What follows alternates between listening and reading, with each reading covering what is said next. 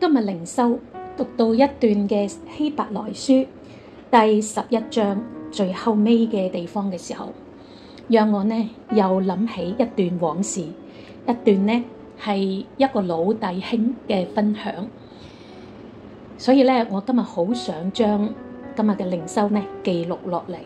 我先讀下呢一段讓我停喺度嘅經文，佢係希伯來書11章35節至到40，佢係咁樣嘅：有婦人得自己的死人復活，又有人忍受嚴刑，不肯苟且得釋放，為要得着更美的復活；又有人忍受戲弄、鞭打、捆鎖、監禁、過等的磨練，被石頭打死，被鋸死，受試探，被刀殺，披着綿羊、山羊的皮，各處奔跑，受窮乏、患難、苦害，在曠野、山嶺、山洞、地獄漂流無定，本是世界不配有的人。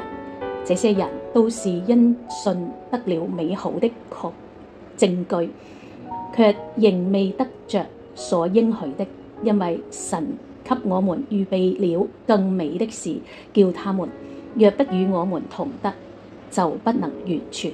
就係呢度啦。咁好感慨嘅咧，就係幾年前啦，我諗係2-3年前，我喺網上面同一班美加嘅基督徒去讀呢段嘅經文嘅時候，因為每日朝早都同佢哋讀，當中有個老弟兄咧，佢就講咗，佢有一次咧去到呢一個叫土耳其嘅地方去旅行。當佢因為佢哋係一次嘅信仰嘅旅行，所以咧個導遊咧就係一個牧師嚟嘅。當佢哋遊到一個好高好陡峭嘅山嘅時候咧，咁佢哋見到嗰啲山洞啊，即係喺懸崖峭壁中間嗰度咧係有一啲山窿喺嗰度。咁當時呢個牧師就指住嗰啲山窿咧，就俾佢哋聽就話，當時呢個基督徒被追殺嘅時候咧，有一啲即係有一啲聖徒咧，就係匿埋咗喺嗰一啲山窿嗰度。咁呢個老弟兄咧就見到嗰啲山窿咧，其實係冇辦法入到去嘅，因為佢係峭壁嘅中間，上係冇上路，下係冇下路，即係四方八面都冇路可以入到去嘅。所以呢一班嘅信徒咧就匿埋喺嗰度棲生啦。嗰個老弟兄咧，佢分享嘅時候咧，佢話佢望住嗰個山窿咧，聽完咗牧師講呢番嘅説話嘅時候咧，佢個眼就濕咗啦。佢講嘅時候咧，佢就喊咗嘅。其實佢都喊咗，嗰個聲音好即係好即係喊住嘅聲音咁樣樣咯。佢就講咗呢一段，佢話我好難受，因為咧真係呢一班人咧，就係呢個世界上不配有的人啊！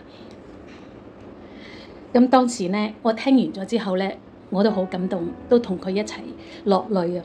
咁我當時就諗到另外一段嘅經文，就嚟到回應佢啦。咁我嗰段嘅經文咧，就係喺羅馬書嘅8章嘅35節至到最後39節咁樣樣。我讀下先。誰能使我們與基督的愛隔絕呢？難道是患難嗎？是困苦嗎？是逼迫嗎？是飢餓嗎？是赤身露體嗎？是危險嗎？是刀劍嗎？如經上所記，我們為你的緣故終日被殺，人看我們如同將宰的羊。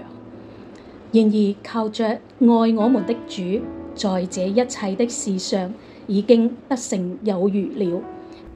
因為我深信，無論是死是生，是天使，是掌權的，是有能的，是現在的事，是將來的事，是高處的，是低處的，是別的受造之物，都不能叫我們與神的愛隔絕。